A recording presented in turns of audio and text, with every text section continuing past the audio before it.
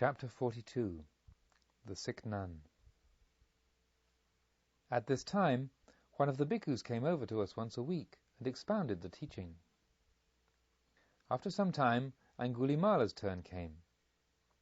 I did not go into the meeting hall on this occasion, but remained lying in my cell, and begged a neighbouring sister to say to him, "Venerable Sir, Sister Vasiti lies sick in her hut and cannot appear in the assembly. Will you, after the meeting, go to her and expound the Dharma also?" And I should add that this pretext of sickness was not entirely untrue. The emotional torments which I had been experiencing had also taken their toll on my body, and I was regularly faint and feverish during these weeks.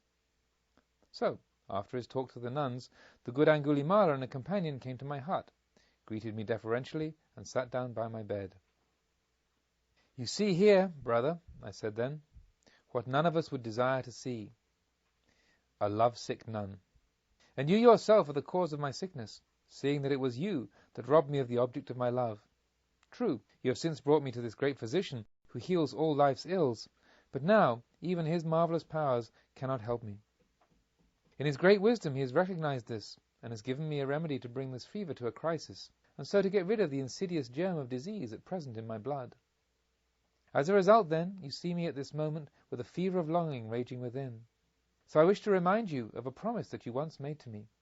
On that night, I mean, on which you sought to lead me into crime, the execution of which was only frustrated by the intervention of the Master.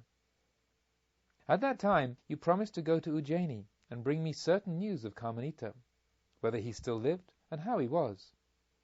What the robber once promised, that I now demand from the monk. For my desire to know whether Kamanita lives and how he lives is such an overpowering one that, until it's gratified, there is no room in my heart for any other thought, any other feeling, and it's consequently impossible for me to take even the smallest step further forward on this, our way to enlightenment. For this reason it becomes your duty to do this for me, and to quiet my feelings by bringing me some definite information." After I had spoken thus, Angulimala rose and said, "It will be just as you require from me, Sister Vasiti." As he spoke, I was unsure if his sense of duty was also coloured with a feeling of criticism for myself and for my weakness of spirit. However, he bowed low and, together with the bhikkhu who was his chaperone, he left my hut and disappeared into the darkness of the forest. The young nun who was my nurse cast her eyes to the floor and fanned me slowly. I lay back in silence, alone with my thoughts, feeling the sweat of the night upon my skin. Angulimala went straight to his hut to get his alms bowl, and in that same hour he left the Singsapa wood. People generally believed that he had simply gone on a pilgrimage, following the Master. I alone knew the true goal of his journey. This step once taken, I felt myself grow somewhat calmer, although haunted by a doubt as to whether I should not have given him some greeting or messages for my beloved. But it seemed to me unfitting and profane to use a monk in such a way, as a go-between, while on the other hand he could perfectly well go to a distant city and give an account of what he had seen there. It would also be something quite other, I said to myself with secret hope, if he, acting on his own judgment and without being commissioned to do so, should decide to speak of me to my loved one. "I will myself go to Ujjaini and bring him here safe and sound." These words resounded ever in my innermost heart. Would the monk be likely, then, to redeem the promise of the robber? Why not, if he himself were convinced that it was necessary for both of us to see and to speak with one another? And with that came a new thought, from which streamed an unexpected ray of hope that at first dazzled and then bewildered me. If my beloved should return, what was then to hinder my leaving the order and becoming his wife? When this question arose in my mind, burning blushes covered my face, which I involuntarily hid in my hands from fear that someone might just at that moment be observing me and know my thoughts. What a hateful misinterpretation such a course of action would be exposed to! Would it not look as though I had regarded the order of the Buddha simply as a bridge over which to pass from a loveless marriage into one of romantic fulfillment? My action would certainly be construed thus by many. But, when all was said and done, what could the judgment of others matter to me? And how much better to be a devoted lay sister who stood loyally by the Sangha than a sister of the order whose heart lingered elsewhere? Yes, even if Angulimala only brought me the information that my Kamanita was still alive, and I could gather from the account of their meeting that my loved one was still true to me in the faithfulness of his heart, then I would be able to make the journey to Ujjaini myself. And I pictured how I would, one morning, with my shaven head and my robes, stand at the door of your house. How you would fill my alms bowl with your own hands, and in so doing would recognize me. And then all the indescribable joy of our having found one another again. To be sure, it was a long journey to Ujjaini, and it was not seemly for a nun to travel alone, but I did not need to seek long for a companion. Just at this time, Somadatta came to a sad end. His passion for the fatal dice had gradually enslaved him, and, after gambling away all his wealth, he had drowned himself in the Ganga. Medini, deeply distressed by her loss, now entered the Sangha too. It was perhaps not so much the religious life itself that drew her irresistibly to this sacred grove, as the need she felt to be always in my neighbourhood. For her childlike heart clung with touching fidelity to me.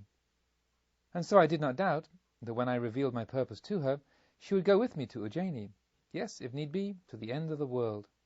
Already her company was helping in many ways to rouse my spirits, and I, by offering comforting words, softened her genuine grief for the loss of her husband. As the time approached when Angulimala's return might be expected, I went every afternoon to the southwest edge of the wood, and sat down under a beautiful tree on some rising ground, from which I could follow to a great distance with my eye the road he would be obliged to take. I imagined he would reach the goal of his journey towards evening. I kept watch there for some days in vain, but was quite prepared to wait for a whole month. On the 8th day, however, when the sun was already so low that I had to shade my eyes with my hand, I became aware of a form in the distance approaching the wood. I presently saw the gleam of a golden robe, and as the figure passed a woodcutter going homeward, it was easy to see that it belonged to a man of unusual stature. It was indeed Angulimala, alone. My Kamanita he had not brought with him safe and sound. But what did that matter? If he could only give me the assurance that my loved one was still alive, then I would myself find the way to him. We met in the courtyard near the gateway to the Bhikkhunis' section. Other sisters were passing to and fro, and I was embarrassed that they might divine the reason for our meeting.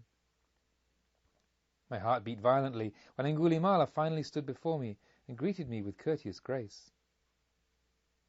Kamanita lives in his native town in great opulence, he said. I have myself seen and spoken to him. And he related how he had one morning arrived at your house, which was a veritable palace, how your wives had grossly abused him, and how you yourself then came out and drove them back inside, speaking to him in friendly and apologetic words.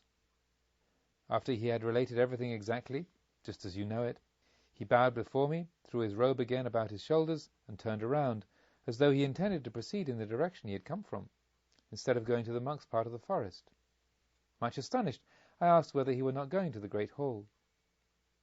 I have now faithfully carried out your request, sister, and there is no longer anything to prevent my making my way to the east, in the tracks of the Master, towards Benares and Rajagaha, where I hope to find him. Even as he spoke, this powerful man started off with his long, easy strides along the edge of the wood, without granting himself even the smallest rest. I gazed after him long, and saw how the setting sun threw his shadow far in front to the crest of the hill on the horizon. Yes, to all appearances, even farther, as though his longing outran him in its vehemence, while I remained behind like one paralyzed, without a goal for longing to which I could send even one precious hope. My heart was dead, my dream dispelled. The sobering ascetic utterance, a crowded dusty corner is domestic life, echoed again and again through my desolate heart.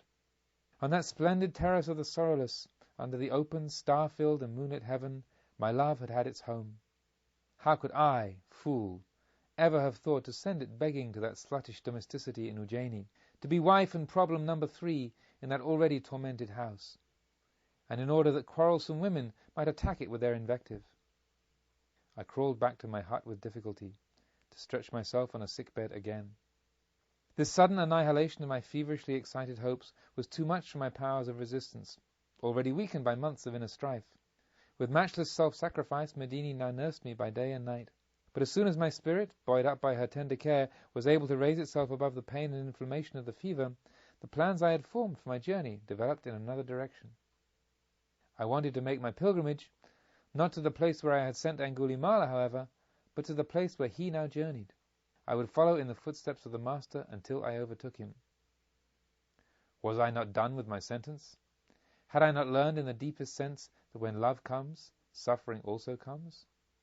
And so I might, I thought, seek the Buddha again, and gain new life from the power of the Holy One in order to be able to press farther forward to the highest goal. I confided my intention to the good Medini, who at once adopted the unexpected suggestion with wild enthusiasm, and painted, in her childish fantasy, how splendid it would be to roam through exquisite regions, free as the birds of the air, where migratory season calls them to other and far distant skies.